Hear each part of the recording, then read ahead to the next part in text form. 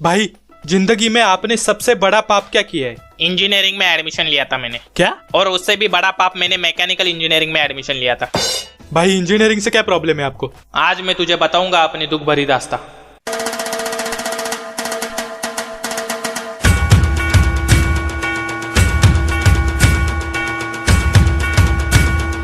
तुझे पता है 12वीं तक मैं इतना तो जान गया था कि कंप्यूटर और आईटी में गया तो नौकरी नहीं मिलेगी, मैकेनिकल और सिविल में गया तो छोकरी नहीं मिलेगी। बेंचो जाए तो जाए कहाँ?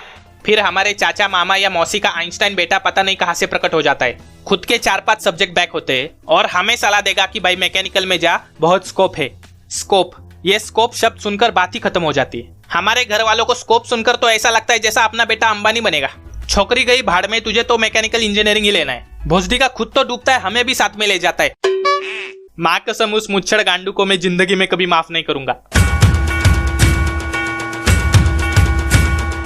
तुझे पता है हम मैकेनिकल और सिविल वालों को लड़की के नाम पर एक बूढ़ी प्रोफेसर मिलती है। सिर्फ हमारे जिंदगी में सिर्फ लौंडे लिखे होते हैं, लौंडे। रात को सपने भी हमें लौंडे वाले पढ़ने लगे। अब जो लोग आईटी और कंप्यूटर में जाते हैं उनमें से 90% लोगों को घंटा पता नहीं होता कि बिल गेट्स और माइक्रोसॉफ्ट क्या है।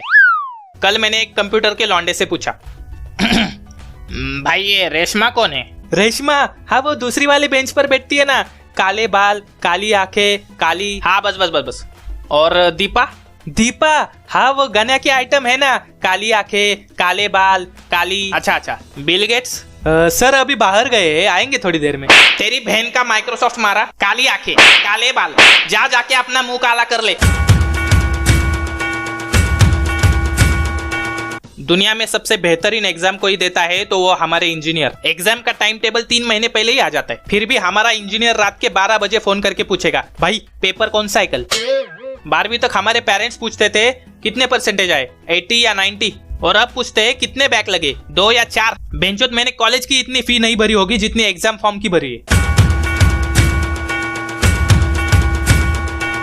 एडमिशन के टाइम हर कॉलेज हमें बताएगा कि हमारे पास बड़ी बड़ी मल्टीनेशनल कंपनीज आती है, गूगल, फरारी, मर्सिडीज। फिर लास्ट ईयर को हमको पता चलता है कि उन्होंने हमारा गंदा वाला छुट्टियां काटा है।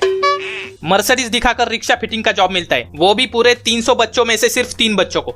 बाकी बचे 297 बच्चों का फ्यूचर पोपट लाल के लन जैसा लटकता रहता है। इंजीनियरिंग के हर क्लास में तुझे एक चीज जरूर देखने को मिलेगी, जिसमें क्लास के सारे बच्चे क्लास बंक करके छुट्टी लेकर घर जाते, सिवाय एक मच्छर की गांड के। ये भोसडी का वो मच्छर होता है जो इंसानों का नहीं, मच्छरों का खून पिएगा। ऐसा मच्छर अपने आप को टॉपर बताता है। इनको ऑर्गेज्म कैसे होता है पूछो तो इट इज डिफाइंड एज से स्टार्ट करेंगे। सुहाग रात के दिन भी पूरी प्रोसीजर रट्टा मार के जाएंगे ये लोग। पेंचोद, ये न्यूटन और आइंस्टाइन कहाँ मिलेंगे बता मेरे को? दुनिया के करोड़ों बच्चों की खोलकर मारी इन महाचुतियों ने। ये 2 लोग इंजीनियर्स के शाकाल और मोगैम्बो है, इनसे बड़ा कोई दुश्मन नहीं इंजीनियर्स का। पहला ये न्यूटन, अबे भोसड़ पप्पू, पेड़ से सेब सर पर गिरा तो खा लेता या गांड में डाल देता, वो ऊपर से नीचे क्यों गिरा ये जानना जरूरी था क्या? गांड में उंगली करने की आदत जाती नहीं इनकी। सेब नहीं नारियल गिरना चाहिए था, नारियल। बेंचो तो वही मर जाता, जान छुटती। फिर आया ये आइंस्टाइन। यहाँ बच्चों को ठीक से ABCD बोलनी नहीं आती, ये बंदर उसके इक्वेशन बनाता है, E = mc², बराबर। इंजीनियर = माँ की चू, वो भी 2 बार। पता नहीं इस असाइनमेंट का इन्वेंशन किस गधे की गांड ने किया। सालों से यही होता आ रहा है, असाइनमेंट पे असाइनमेंट, असाइनमेंट पे असाइनमेंट, असाइनमेंट पे असाइनमेंट, असाइनमेंट पे असाइनमेंट मिलती रही है। लेकिन ये समझ में नहीं आ रहा बेंचोद, ये असाइनमेंट लिख क्यों रहे हैं हम?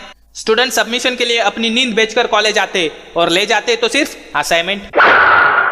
लड़कियों ने अपने बाल, अपना मेकअप, यहाँ तक कि अपना बॉयफ्रेंड भी बेच डाला और उन्हें भी मिला तो सिर्फ असाइनमेंट। महीनों सालों प्रोफेसर के केबिन के चक्कर काटकर स्टूडेंट खुद बन जाते एक असाइनमेंट, और उन्हें भी मिलती है तो सिर्फ एक असाइनमेंट। कंट्रोल भाई कंट्रोल, सनी देओल आ रहा है भाई।